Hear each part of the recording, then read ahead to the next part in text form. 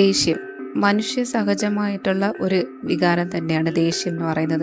മറ്റേതൊരു ഇമോഷനെയും പോലെ നമുക്കിപ്പോൾ സന്തോഷം, സങ്കടം എന്നൊക്കെ പറയുന്ന മറ്റേത് ഇമോഷനെയും പോലെ തന്നെ ഫിസിക്കലി മെൻ്റലി നമുക്ക് ആവശ്യമുള്ളൊരു ഇമോഷനാണ് ഈ ദേഷ്യവും.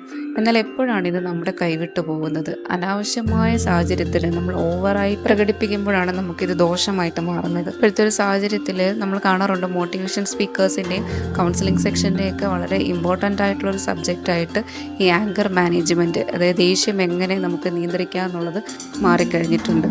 അത്രത്തോളം ഈ ദേഷ്യം എന്ന് പറയുന്ന ഇമോഷൻ നമ്മുടെ മേലെ ഒരു അധികാരം സ്ഥാപിച്ചെടുത്തിട്ടുണ്ട്.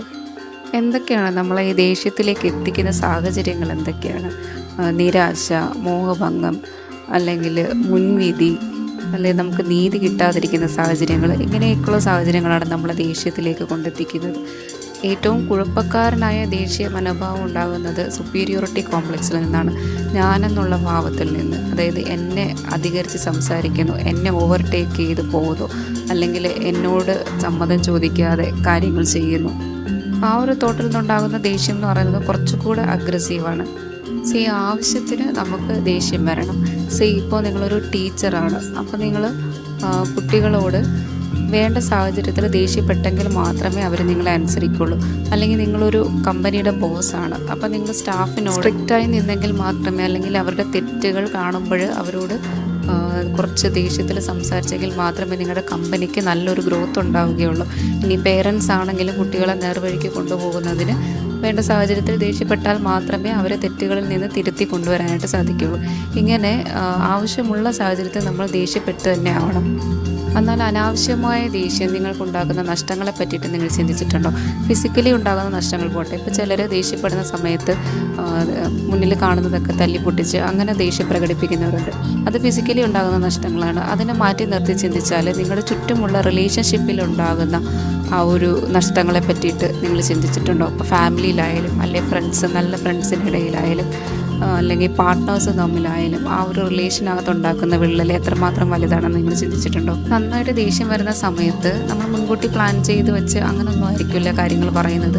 അപ്പോൾ എന്താണ് തോന്നുന്നത് അതങ്ങോട്ട് പറയും. എന്നാൽ അത് കേട്ട് നിൽക്കുന്നവരെ അത് എത്രമാത്രം ഹേർട്ട് ചെയ്യും എന്നൊന്നും ചിന്തിക്കാനുള്ള ആ ഒരു മാനസികാവസ്ഥ ദേഷ്യം വരുന്ന സമയത്ത് ഉണ്ടാവണം എന്നില്ല. എന്നാൽ ദേഷ്യമൊക്കെ മാറി കുറച്ച് സമയം കഴിയുന്ന ഒരു കൂളായി കഴിയുമ്പോഴത്തേക്കും പിന്നീട് നമുക്ക് തോന്നും വേണ്ടായിരുന്നു, കുറച്ച് കൂടിപ്പോയി.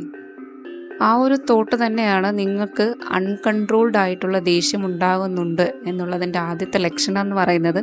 ആ ഒരു തോട്ട് തന്നെയാണ്. നിങ്ങൾ ഇടവിട്ട് ദേഷ്യപ്പെടുന്നുണ്ട്. അത് കുറച്ചൊരു സമയത്തേക്ക് വന്ന് പോയി കഴിഞ്ഞാൽ പിന്നീട് നിങ്ങൾക്ക് അതിനെക്കുറിച്ച് പശ്ചാത്താപം ഉണ്ടാകുന്നുണ്ട്. അയ്യോ വേണ്ടിയിരുന്നില്ല, കുറച്ച് ഓവറായിപ്പോയി എന്ന് തോന്നുന്നുണ്ടെങ്കിൽ നിങ്ങൾ ആ ഒരു സ്റ്റേജിൽ മനസ്സിലാക്കണം, ഓവറായിട്ട് നിങ്ങൾക്ക് ദേഷ്യം ഉണ്ടാകുന്നുണ്ട്. നിങ്ങളുടെ കൺട്രോളിൽ ദേഷ്യം നിൽക്കുന്നില്ല. നിങ്ങൾ പറയുന്ന വാക്കുകൾ മറ്റുള്ളവരെ ഒരുപാട് ഹേർട്ട് ചെയ്യുന്നുണ്ട്. നിങ്ങളുടെ റിലേഷൻഷിപ്പിനെ അത് ദോഷകരമായി ബാധിക്കുന്നുണ്ട്. നിങ്ങളുടെ പാർട്ട്ണർ, അല്ലെങ്കിൽ ഫ്രണ്ട്സ്, അല്ലെങ്കിൽ ഫാമിലിയിലുള്ളവർക്ക് ആയിട്ടുള്ള ഒരു റിലേഷനെ അത് നെഗറ്റീവായിട്ട് ബാധിക്കുന്നുണ്ട്. അല്ലെങ്കിൽ നിങ്ങൾ പറയുന്ന കാര്യങ്ങൾ കുറച്ച് അബ്യൂസീവ് ആകുന്നുണ്ട്. അതായത് ചീത്ത വാക്കുകൾ ഉപയോഗിച്ച് മറ്റൊരാളെ നമ്മൾ ഉപദ്രവിക്കുന്നു, അല്ലെങ്കിൽ ഫിസിക്കലി ഉപദ്രവിക്കുന്ന ലെവലിലേക്കൊക്കെ നിങ്ങളുടെ ദേഷ്യം നിങ്ങളെ കൊണ്ടെത്തിക്കുന്നുണ്ടെങ്കിൽ ഈ ദേഷ്യം നിങ്ങളുടെ കയ്യിൽ നിന്നും പോയി എന്ന് മനസ്സിലാക്കണം.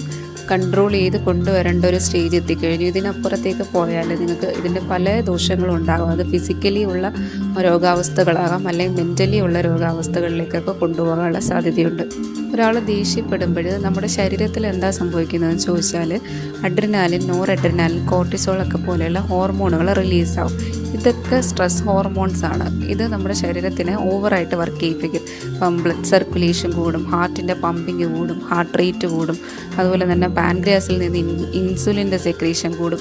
അങ്ങനെ എന്തോ ഒരു എമർജൻസി അവസ്ഥ നമ്മുടെ ബോഡിയിൽ ഉണ്ടാകുന്നു. അതിന് വേണ്ടിയിട്ട് നമ്മൾ ശരീരത്തിനെ പ്രിപ്പയർഡ് ആക്കുകയാണ് ഇവിടെ ചെയ്യുന്നത്. എന്നാൽ അങ്ങനെ ഒരു എമർജൻസി സിറ്റുവേഷൻ ഇല്ലേ താനും. അപ്പോൾ ഇതിനെ തുടർന്നിട്ട് ചില ലക്ഷണങ്ങളൊക്കെ കാണിക്കാം. അപ്പോൾ ക്ഷീണം, കണ്ണിൽ ഇരുട്ട് കയറൽ, വിറയൽ, പുകച്ചിൽ, അതുപോലെ തന്നെ വായും നാക്കുമൊക്കെ ഡ്രൈ ആയിട്ട് തോന്നാം, പുളിച്ചത് കേട്ടലുണ്ടാകും, ഒരു അസഹിഷ്ണുത ഫീൽ ചെയ്യും. പിന്നെ ചില ആൾക്കാരിൽ ഇതിനെ തുടർന്നിട്ട് ഓവറായിട്ട് ദേഷ്യപ്പെടുന്നതിനെ തുടർന്നിട്ട് ലൈംഗിക ശേഷി കുറവും കാണാറുണ്ട്. ഇതൊക്കെ ഇങ്ങനെ ഓവറായിട്ട് ദേഷ്യപ്പെടുന്നവർക്ക് മനസ്സിലാവും ഇതൊക്കെ അവർ എക്സ്പീരിയൻസ് ചെയ്തിട്ടുള്ള കാര്യങ്ങളായിരിക്കും. അപ്പോൾ ഇത് നമ്മളിങ്ങനെ തുടരുകയാണെങ്കിൽ പിന്നീട് ഭാവിയിൽ ഇത് കുറച്ച് രോഗാവസ്ഥകൾ ഉണ്ടാക്കാം. അപ്പോൾ ഹാർട്ടിന് കംപ്ലയിൻറ്റ്സ് ഉണ്ടാക്കാം, നമ്മുടെ രക്തക്കുഴലുകളിൽ ബ്ലോക്ക് വന്നിട്ട് സ്ട്രോക്കൊക്കെ വരാനുള്ള സാധ്യതയുണ്ട്. അതുപോലെ നമ്മുടെ ശരീരത്തിൻ്റെ ഇമ്മ്യൂണിറ്റി ഇത് ദോഷകരമായി ബാധിക്കും. ഇനി കണ്ണിലേക്ക് പ്രഷർ കയറിയിട്ട് കണ്ണിൽ വരുന്ന ഗ്ലോക്കോമ എന്ന് പറയുന്നൊരു അസുഖമുണ്ട്, അപ്പോൾ അത് ഉണ്ടാകാം. ഇത് നമ്മുടെ ദഹനരസത്തിൻ്റെയൊക്കെ ആ ഒരു കറക്റ്റായിട്ടുള്ള പ്രവർത്തനത്തിനെയൊക്കെ പ്രതികൂലമായിട്ട് ബാധിക്കും. അതിൻ്റെ ഒരു ബാലൻസിനെ ഇത് ബാധിക്കുന്നത് വഴി നമുക്ക് അൾസർ അല്ലെങ്കിൽ മലബന്ധം പോലത്തെ അസുഖങ്ങൾ അതൊക്കെ വരാൻ സാധ്യതയുണ്ട്. ഏറ്റവും കോമൺ ആയിട്ട് കാണുന്ന ഒരു ഇതെന്ന് പറയുന്നത് തലവേദനയാണ്, ദേഷ്യപ്പെടുന്നതിനെ തുടർന്നുണ്ടാകുന്ന തലവേദന. ഇങ്ങനെ കുറേ ആരോഗ്യ പ്രശ്നങ്ങൾ ഈ ദേഷ്യം ഉണ്ടാക്കുന്നുണ്ട്. അതുകൂടാതെ മാനസികമായിട്ടുള്ള പ്രശ്നങ്ങൾ ഇതുണ്ടാക്കുന്നുണ്ട്. ചിലപ്പോൾ ഈ ദേഷ്യം എന്ന് പറയുന്നത് ചില ഡിപ്രഷൻ അല്ലെങ്കിൽ OCD ഒക്കെ പോലത്തുള്ള മാനസികാരോഗ്യ പ്രശ്നങ്ങളുടെ ഒരു ലക്ഷണമായിട്ട് ദേഷ്യമായിരിക്കും പ്രകടിപ്പിക്കുന്നത്. സോ അമിതമായിട്ട് ദേഷ്യപ്പെടുന്നവരുണ്ടെങ്കിൽ അവർ ഇതിൻ്റെ ഒരു കാരണം ഒന്ന് അത്യാവശ്യം മനസ്സിലാക്കിയിരിക്കണം. അപ്പോൾ നിങ്ങൾ അമിതമായിട്ടാണോ ദേഷ്യപ്പെടുന്നത് എങ്ങനെ മനസ്സിലാക്കാമെന്ന് നമ്മൾ നേരത്തെ പറഞ്ഞിരുന്നു. അപ്പോൾ അത് ഒന്ന് മനസ്സിലാക്കിയിട്ട് ഇതിൻ്റെ ഒരു കാരണം എന്താണെന്നൊന്ന് കണ്ടെത്താൻ ശ്രമിക്കണം. ചിലപ്പോൾ അതിൻ്റെ പിന്നിൽ ഈ പറഞ്ഞ പോലെ ഡിപ്രഷൻ സ്റ്റേജോ അല്ലെങ്കിൽ OCD അങ്ങനെ എന്തെങ്കിലും മാനസികമായിട്ടുള്ള ബുദ്ധിമുട്ടുകളുണ്ടോ എന്നുള്ളത് ഒന്ന് മനസ്സിലാക്കി അതിന് വേണ്ട പരിഹാരം തേടണം. ഇനി ദേഷ്യം കൺട്രോൾ ചെയ്യാൻ വേണ്ടിയിട്ട് ഒരു 4 ടിപ്സ് പറയാം.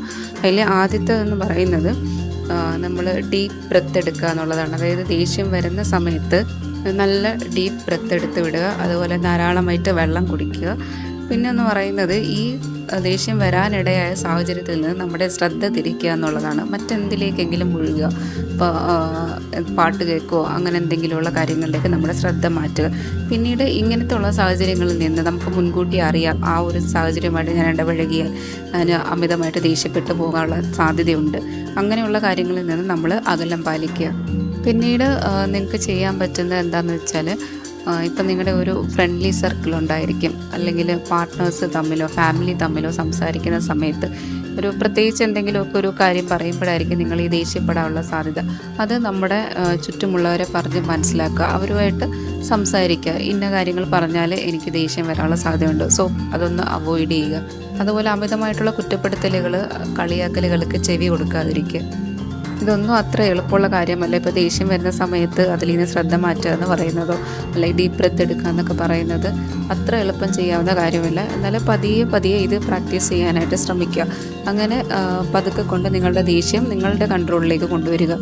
എന്നിട്ടും സാധിക്കുന്നില്ലെങ്കിൽ മാത്രം ഒരു ഡോക്ടറുടെ സഹായത്തോടെ, ഒരു മാനസികാരോഗ്യ വിദഗ്ധൻ്റെ സഹായത്തോട് കൂടിയിട്ട് നിങ്ങൾ ഈ ദേഷ്യം കൺട്രോൾ ചെയ്യാനായിട്ട് ശ്രമിക്കുക. അല്ലാത്ത പക്ഷം ഇത് ഒരുപാട് നെഗറ്റീവായിട്ട് ബാധിക്കും. ഇപ്പോൾ പേരൻസൊക്കെ തന്നെയാണെങ്കിലും അവരുടെ ചെറിയ ദേഷ്യം പോലും കുട്ടികളോടായിരിക്കും തീർക്കുന്നത്. കുട്ടികൾ ചെയ്യുന്ന കാര്യത്തിനും ദേഷ്യപ്പെടും. മറ്റെന്തെങ്കിലും വിഷയങ്ങളുണ്ടെങ്കിൽ, ഫാമിലി പ്രോബ്ലംസോ ഫിനാൻഷ്യൽ ഇഷ്യൂസോ അങ്ങനെ എന്തെങ്കിലും ഉണ്ടെങ്കിൽ തന്നെയും അത് കുട്ടികളോടായിരിക്കും ചിലപ്പോൾ തീർക്കുന്നത്. അത് അവരുടെ മാനസികാരോഗ്യത്തെയും സ്വഭാവ രൂപീകരണത്തെയൊക്കെ വളരെ നെഗറ്റീവായിട്ട് ബാധിക്കുന്ന ഒരു കാര്യമാണ്. കുട്ടികളിലും ഇപ്പോൾ ഈ ദേഷ്യം വളരെ പ്രകടമായിട്ട് കണ്ടുവരാറുണ്ട്. കുട്ടിക്ക് എന്തിനും ദേഷ്യമാണെന്ന് പേരൻസ് പരാതി പറയാറുണ്ട്. ഒരു പരിധിവരെ കുട്ടികൾ ദേഷ്യപ്പെടുമ്പോൾ ഇങ്ങനെയാണ് റിയാക്ട് ചെയ്യേണ്ടത്, അല്ലെങ്കിൽ ദേഷ്യപ്പെടുമ്പോൾ ഇങ്ങനെയൊക്കെയാണ് ചെയ്യേണ്ടതെന്ന് മനസ്സിലാക്കുന്നത് പേരൻസിൻ്റെ അടുത്ത് നിന്ന് തന്നെയായിരിക്കും. സോ അമിതമായ ദേഷ്യം കൺട്രോൾ ചെയ്യേണ്ടത് നമ്മുടെയും നമ്മുടെ കുട്ടികളുടെയും നമ്മുടെ ചുറ്റുമുള്ളവരുടെയും കൂടെയൊക്കെ ഒരു ആവശ്യമാണ്. കൺട്രോൾ ചെയ്യാനായിട്ട് ശ്രമിക്കുക. അതിന് വേണ്ടിയിട്ട് യോഗ പ്രാക്ടീസ് ചെയ്യുന്നത് ഒരു നല്ല കാര്യമാണ്.